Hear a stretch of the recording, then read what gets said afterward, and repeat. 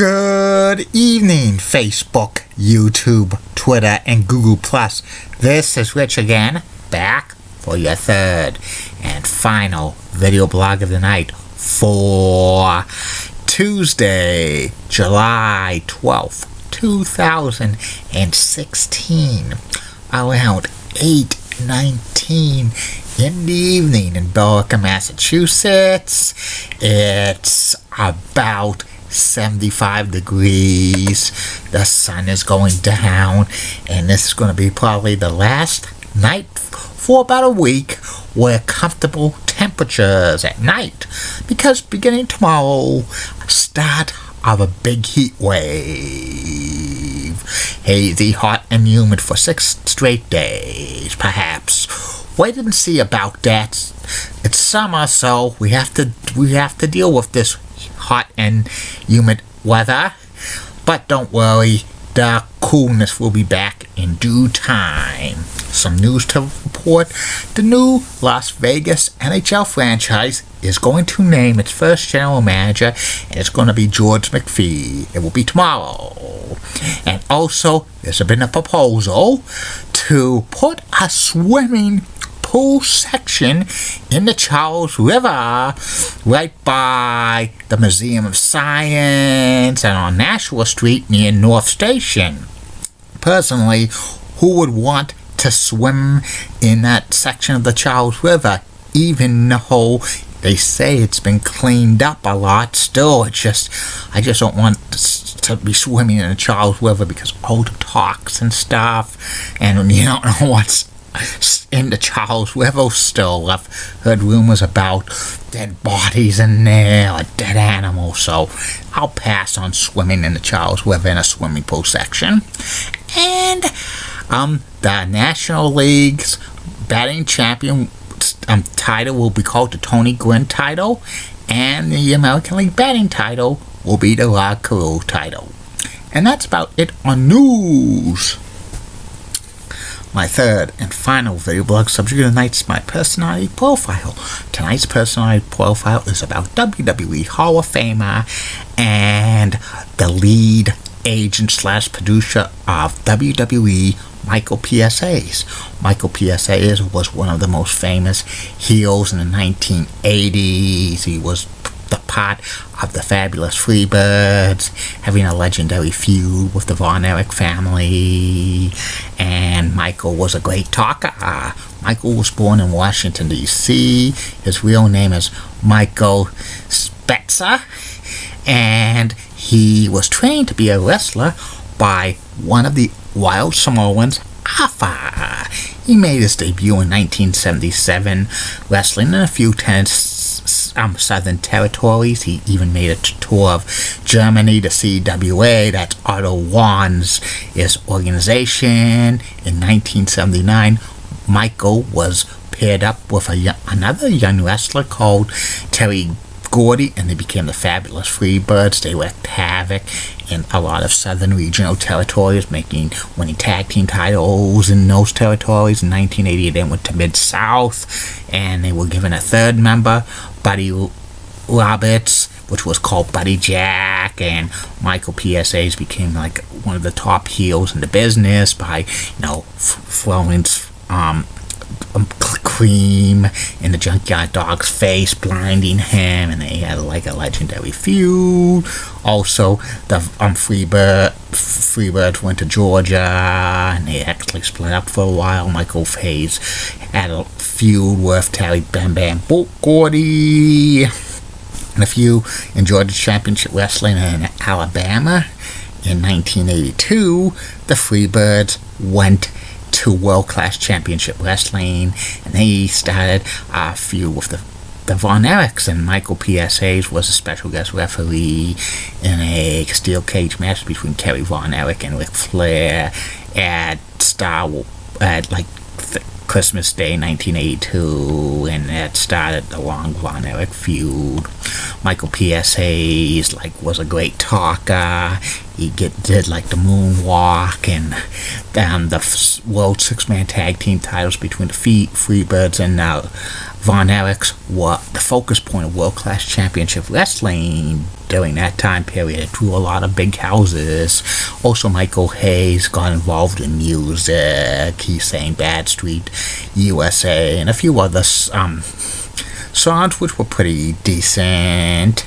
And the Freebirds traveled to territory, WWE, Florida, back to Memphis, Jim Crockett, AWA, and they had long-running feuds with a lot of great tag teams. In 1986, Michael P.S. Hayes, Terry Bam Bam Gordy, and Buddy Jack Roberts went to Mid-South Wrestling. Eventually it was rebranded in the Universal Wrestling Federation, and they were kind of lead heels.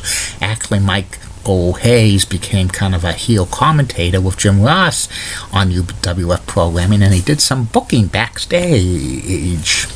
And Michael Hayes continued to wrestle for many years afterwards, going back to world class and feuding with Terry Bam Bam Gordy and Buddy Roberts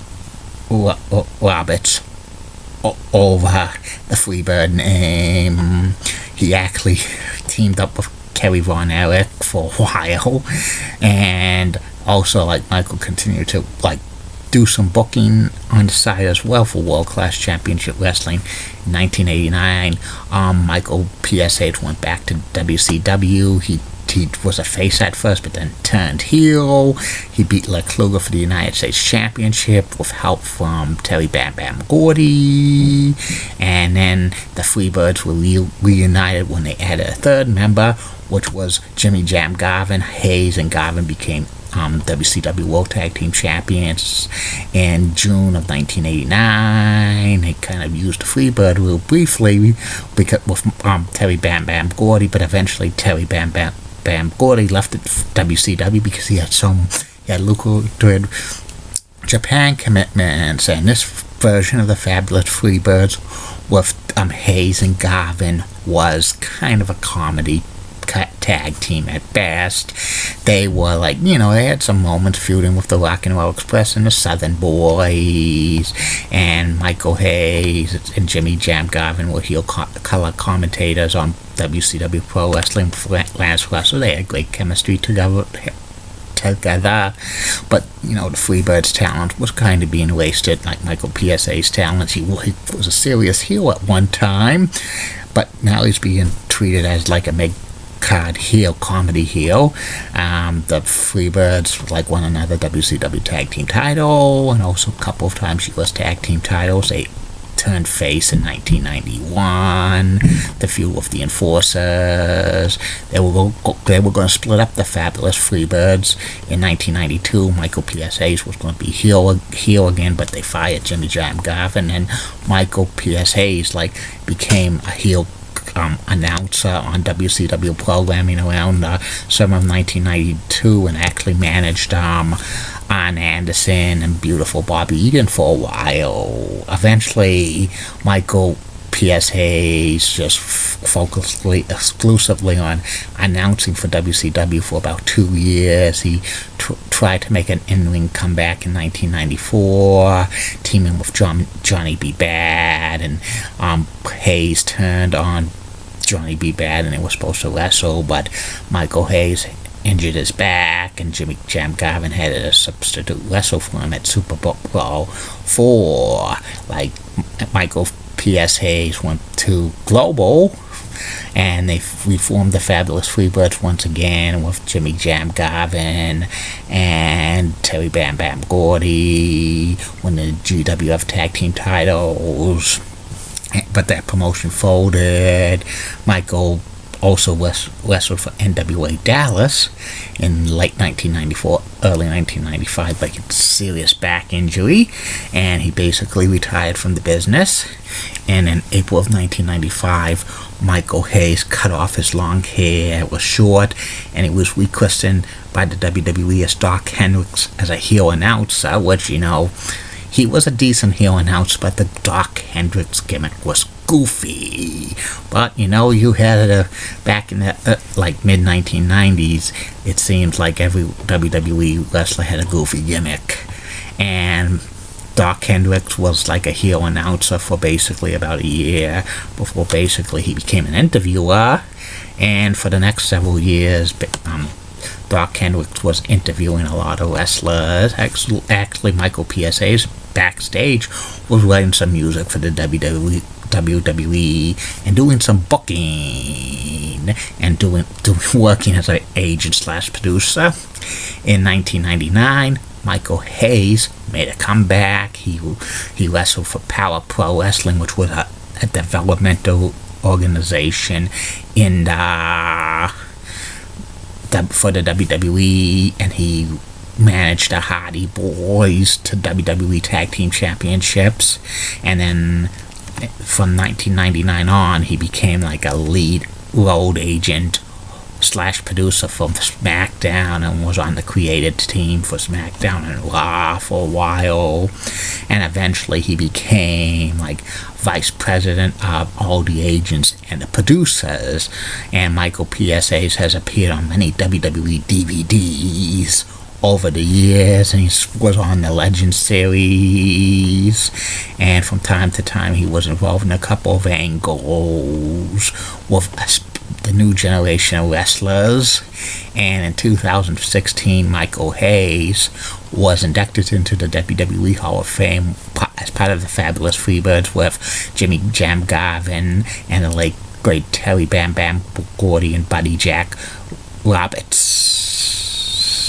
And Michael PSAs still works for the WWE. He has a great creative mind, and sometimes he's gone into a little trouble with some of his remarks, but they still keep him around because he is one of the best, creative minds in the business. And Michael PSAs probably is maybe one of the top 10 heels in the 1980s, in my humble opinion. And he could have became a bigger star if in the business, but he was strictly with the Fabulous Freebirds. That's about it on him. That's about it on these video blogs for tonight. I will be back tomorrow. Facebook, YouTube, Twitter, and Google Plus with 3 more video blogs. First video blog will be about the top 10 greatest Boston Herald sports writers of all time. Second video blog will be about the former digital over-the-air network NBC Weather Plus. And third and final video blog of the night's personality profile. Tomorrow's personality profile will be about WWE Hall of Famer the late great Terry Bam Bam Gordy of the Freebird fame. Keep calm, everybody. I'm a Julie Bennett guy. Molly Roseblood of WCCO rocks and has nice legs. Elizabeth Hart is so stunning, she's the best. Amy Swansea rocks, she's awesome, Amy. Linda Church of WPIX Channel 11 New York is such a cougar and's got nice legs. Bobby Gibbs of ABC 11 has a sweet southern accent. Julie Donaldson of Comcast Sports Mid-Atlantic and NBC Sports group is the best, and she's my favorite lady in sports. And in the words of Vince McMahon, the owner of the WWE, tonight in this very inning, good night, everybody.